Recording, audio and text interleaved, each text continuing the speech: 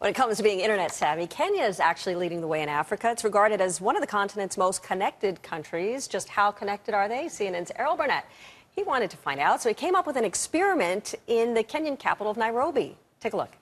Back in the year 2000, Kenya had a mere 200,000 internet users in the country. By the close of 2011, though, that number had jumped to 10.5 million web users.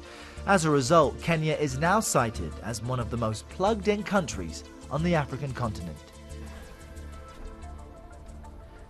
So here's the key question. How can you really tell how connected a place really is? What's the visual evidence that shows how active people are online? Well, to find out, I decided to conduct a bit of an experiment.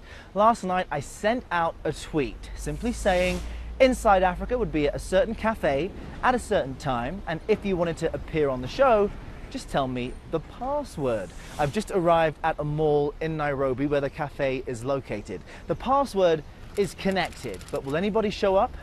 And will anybody know it? Let's find out.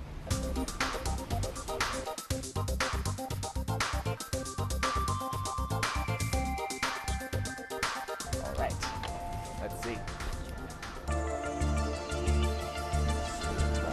Hi, everyone. Hey, Hi. how are you? Fine. What's your name? My name is James. James, nice to meet you. Nice to meet you too, Errol. Welcome to Kenya. Thank you. Karibu, Kenya. That's how we do it. Okay, very Yeah. nice, very nice. All right. Now, the password is connected? Yes, that's exactly right. All right. Well, you get to take a seat. Password connected. You are correct. Yes. Yes, how are you? Come take a seat. Connection. Okay, they know the password. Okay, so tell me first of all, how did you see my tweet? Where did you read it? How did you find it? I follow you on Twitter, and so I saw that yesterday night, and I decided, well, I'm going to get myself to investigate today. Now, what I'm interested in is how connected Kenyans are to the web. So do you check Twitter on your mobile phone? Are you on a computer? How do you really interact?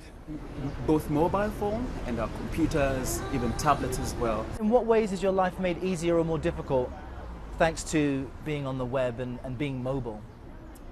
It's easier in the sense of, say, you're looking for jobs or trying to get in touch with people and all that. You don't actually have to go physically to an office. You can call or email or whatever. That's easier, which is great here. Why do you think people in Nairobi are so connected on the web and so vocal online as well? Kenyans as a whole are open-minded and they adapt to change, especially on social media and technology. Day to day, we have to be connected. It's turning out to be a lifestyle. Errol's joining us from Johannesburg. He's the host of CNN International's Inside Africa. And Errol, I used to live in Kenya back in the day before there was the internet, actually. So it's really fascinating to see just how connected they are. And do you think part of it was your testing your popularity as well? They're, your Twitter followers?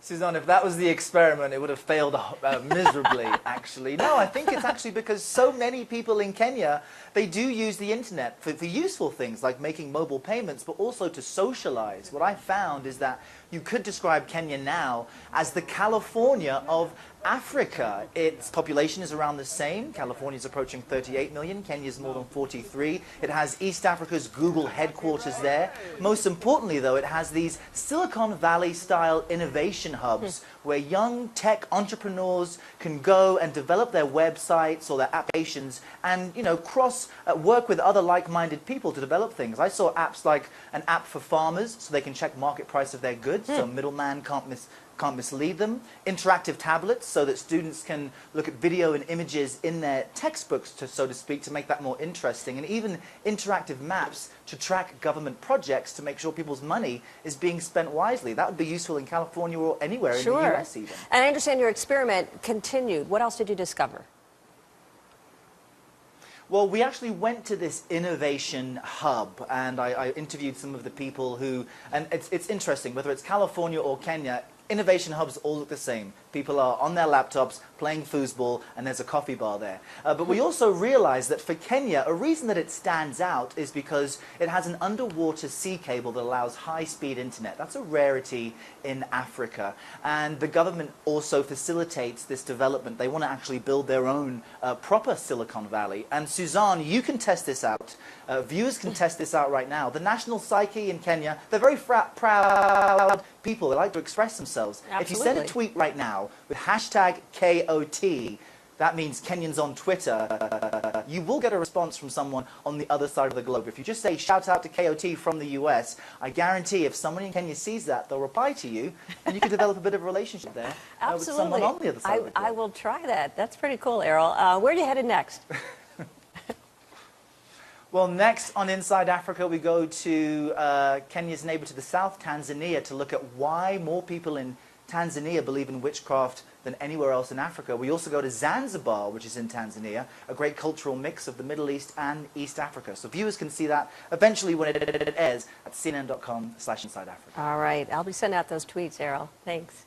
CNN's Our Mobile Society initiative taking an in-depth look at how mobile technology changing our world from health to personal relationships to business.